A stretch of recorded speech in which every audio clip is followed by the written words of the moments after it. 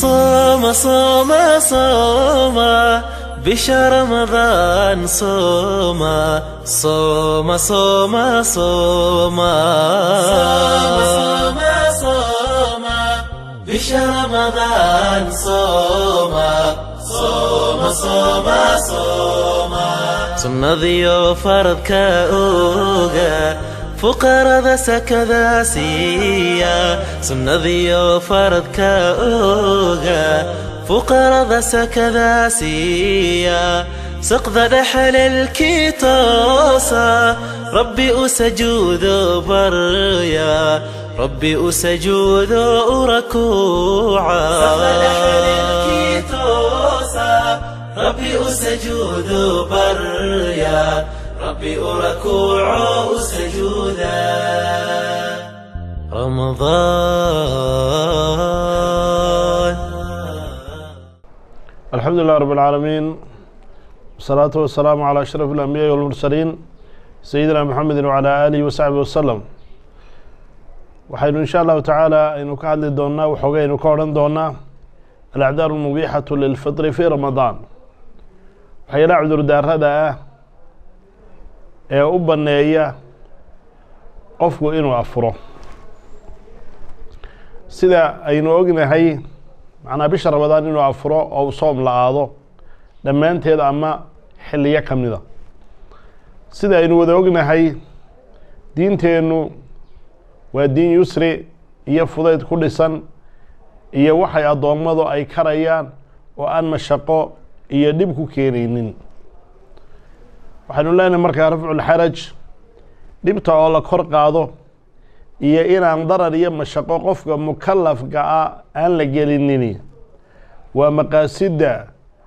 asaasiga ah laga maarmaanka ah ee shariicada islaamku ay ilaalisay kitaabka iyo sunnuhuna ay in badan ka hadleen ilaahay wuxuu leeyahay yuriidu Allahu bikum al-yusr ilaahay wuxuu idin la doodayaa fudayd وليس إذن صار ما إلهي إلهي وحر يريد الله أن يخفف عنكم إلهي وحر دون إياه إنه إذا كفض إذيو أو واحد كعلص أنه إذن كواجبين أو إذن صارين وحكى له إلهي وما جعل عليكم في الدين من حرج إلهي دين تدحذي هذا وحر ليس إيعريريا إلهي ميلين نبي صلى الله عليه وسلم وحول حديث إمام أحمد ورين أيوم إن الله يحب أن تؤتى رخصه كما يكره أن تؤتى معصيته إلهي وحا وجعليها إن وحيالها رخصوين كيسا للي مادو سيدا وجعون عبا إن معصيديسا إيا حمانتيسا للي مادو وحاجر قواعد فربضا وأي كدهكتين علمادو آيات كان صوت شاقنين يا حديث كان صوت شيء حديث كان لمدك سي حديث النبي صلى الله عليه وسلم لي إذا أمرتكم بأمر فأتوا منه ما استطعتم مركان وحيد فروح كلك على إذا أنت أكأودان وحي علماء كديكتين كان صبح قواعد ووين وأي تلمامين المشقة تجلب التيسير وحا مشقة يدبت لإلى تيسير يفضيدين بيكينتها الضرر مدفوع شرعا وحي ضرر يدي بعطاه شرعي وامد ورهيبي أو ريحي ويان الأمر إذا ضاق اتسع أرجو مركو عريريامو واسع أيو نقضايو إلهي أيافذيو أفضيليا مركا صوم كرمضان إساقو فرلكو أقف كستو مكلف وقانقاره عقل له لكن واحد شرته عوارض إيا أعدار قفك مكلف كتم هذا oo xukunkii waajibnimada ka weecinaysa oo u banaynaysa inuu afuro bal waxa dhici karta inuu mararka qaar kood waajib ku noqdo afurku hadii soomku dhibaato uu ku keenayo marka waxa loo yaqaan waxa ruqasul fitr ruqsooyinkii afurka ayaa la yiraahdaa ama waxa la yiraahdaa al-a'dhar mubihatu lil fitr cudur daarada baneeya afurkana waa la yiraahdaa adarta waxa kamida أما رخصوينك حنونك وحلو يقان المرض حنونكو وحالد قفك كتم هذا شركيسا إلا جلسا dabeecaddiisii toosnayd ka saarta waana cudurdaarada qofka u baneeya bisha Ramadaan dhexdeeda inuu afuro. ilaahay baa quraankiisa wuxuu ku yidhi faman kaana minkum mariidan aw calaa safarin faciddatu min ayaamin ukhar kii idinka mid ahee xanuunsan ama safar iyo socdaal ku sugan ee afura waxaa lagu leeyahay faciddatu min ayaamin ukhar maalmo tiro kale un baa lagu leeyahay. marka inuu afuraa way u bannaan tahay maalmaha uu afuray tiro la-eg oo aanu xanuunka iyo socdaalka midnaba aanu ku jirin ayuunbaa lagu yeelanayaa. xanuunka u banaynaya qofku inuu afuro waa xanuunka uu dhib iyo halaag uga cabsan inuu ku keeno ama mashaqo daran oo xanuunkiisa sii kordhinaysa uu ku imanayo ama bogsaadigii iyo shifaagii uu kaga dib dhacayo. kaas weeye ka qofku markaa uu ku afurayaa waxaana uu qadaynayaa uun marka uu cudurdaarkaasi ka suulo ee uu ka tago ayuunbuu intaa uu afuray uu soo qallaynayaa. laakiin xanuunka iska sahlan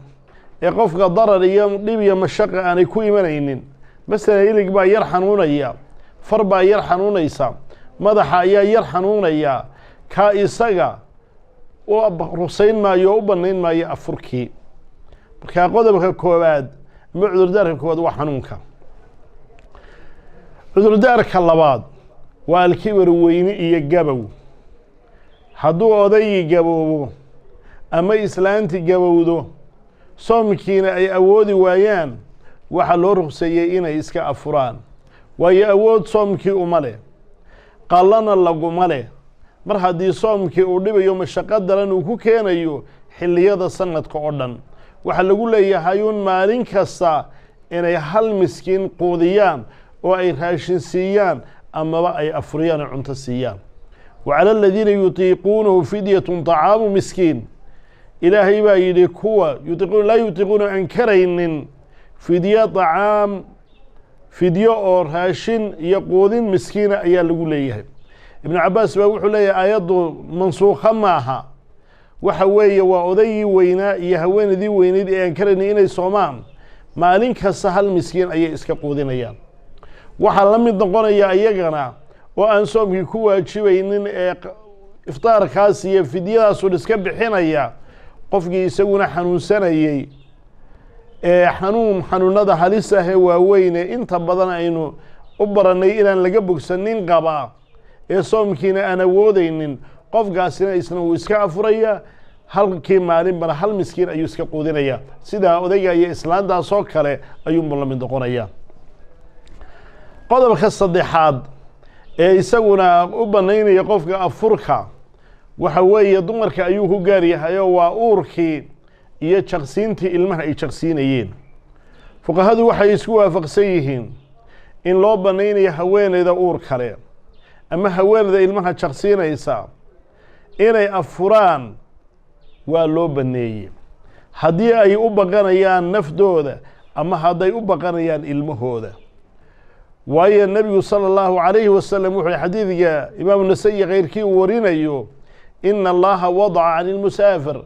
إلهي قفك مسافر كاوحو كدشي الصوم والشطر الصلاة. صوم كأي صلاة كالبركيد صلاة كالبركيد نوحا لوقتش إذا صلاة ذي الرباعية هاي صدح ذا أفرافر ترقعدوضها أو ظهر يا عصر يا عشاية إنو لبلا برقعدو تكدو. وعن الحبلى والمرضع الصوم waxa kale oo laga dajiyay haweeneydii uurka lahayd iyo haweeneydii wax jarsiinay soomkii ayaa laga dajiyay. ka dajinta haddaba soomka gabadha uur kale iyo gabadha wax jarsiinaysa laga dajiyay soomkii wuxuu la mid yahay un ka dajinta laga dajiyay qofka socotada ah.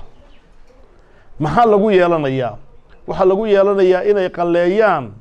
intii ay afureen oo maalmo kale oo u fududaaday oo aanay ilmana jarsiinaynin uurna aanay lahayn ama aan dhibaato iyo mashaqo aanay nafdooda uga baqanaynin.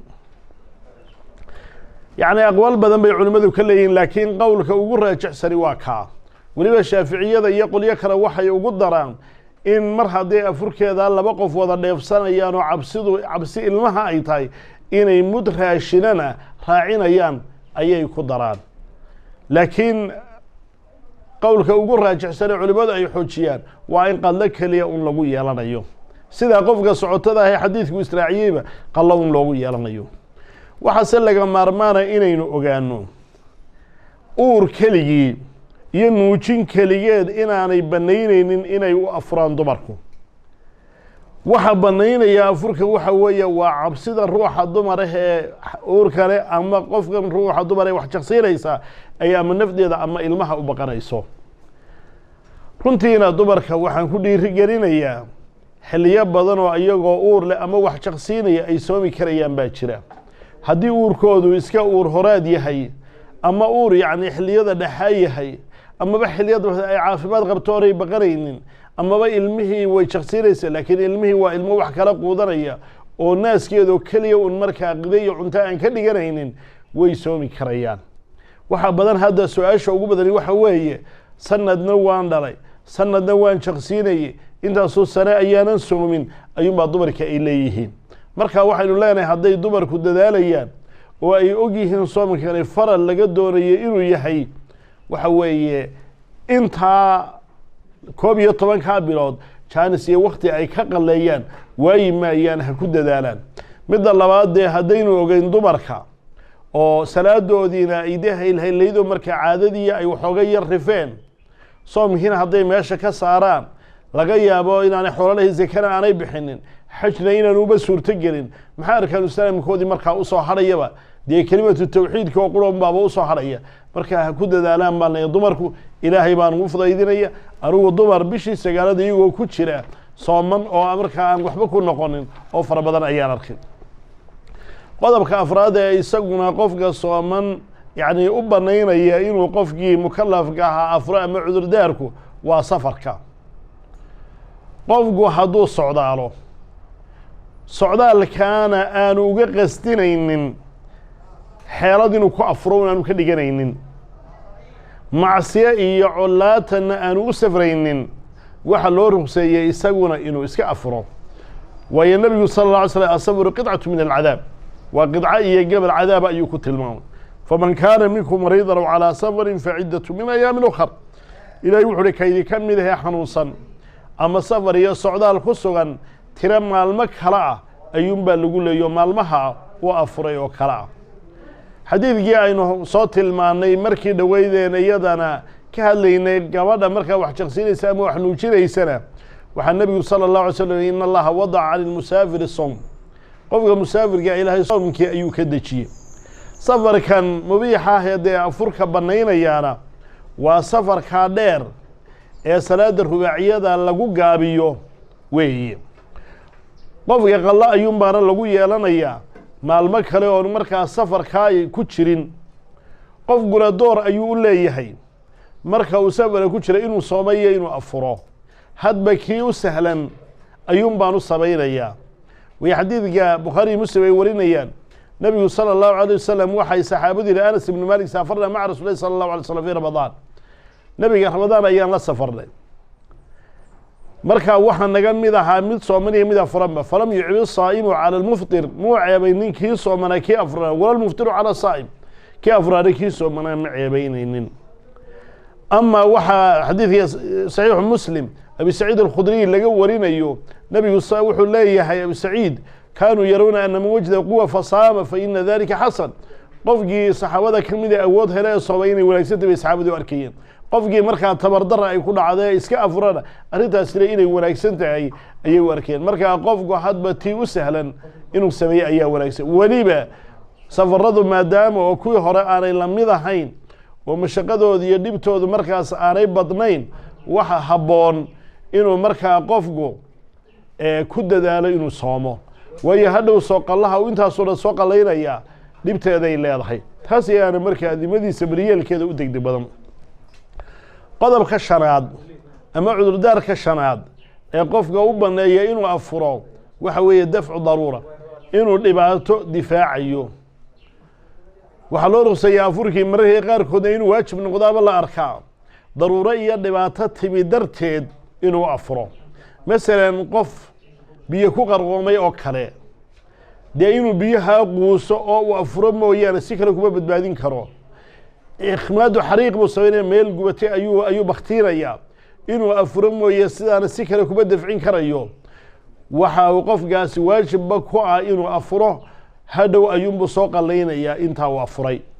waxaana markaa adilada dee tilmaamaysa in rafculxaraj iyo dafcu darar tilmaamaysa in markaa xarajkiiyo dhibtii laynaga kor qaaday dararkiiyo dhibaatada in laynaga dafciyey baa u daliila iyo qaacidada maa laa yatimul waajibu ilaa bihi fahuwa waajib shayga waajibku waxaan u dhammaystirmaynin ilaa isagoo lala yimaado mooye isaguna waajib ayuu noqonaya waxaa ka mid a dee jihaad fii sabiili llahi buu ku jiraayo inuu ugu xoogayso ayuu doonaya iyadana markaa waa afuraya intuu afurayna markaa waa qalaynaya taana waxaa tilmaamayey xadiidkii saxiixu muslimka isagana muslim abi saciid alkhudri nabigaan la safarnay ilaa maka annagoo sooman meel ayaan degnay markaa nebigu sala allahu calayh wasalam wuxuu yihi waxaa u soo dhowaateen cadowgiini afurka ayaana idin xoog badan ayuu yidhi ee iska afura waxyaalahaasi waxa weeye waxyaalaha acdaarta mubiixa ee qofka u banaysa inuu afuro iyadoo laga koryeelaya xarajka iyo caradka iyo dhibaatada dararka iyo mashaqada ku imanaysana laga koryeelayo waxaana runtii taasi ay tusinaysaa dee sharcigan cidda inoo jidaysay ama cibaadadkan iyo waajibaadkan cidda inagu waajibisay waa allihii khabiirka ee caliimka ahaa ilaahay ina abuuray ee dabeecadeenna yaqaanay ee waxaynu qaban karaynin waxaynan qaban karaynin ogaa waxa inagu imanaya ogaa ayaa inoo jideeyey marka shareecadeennu waa mid hadba markaa xaaladdu qofku ku sugan yahay mulaa'im u ah mid markaa qofka ku adag ma aha sidaa daraaddeed inaynu say tahay aynu u gudanno ayaa waajiba acdaarta markaa qofka marka u afuro waxaa markaa ku waajibaya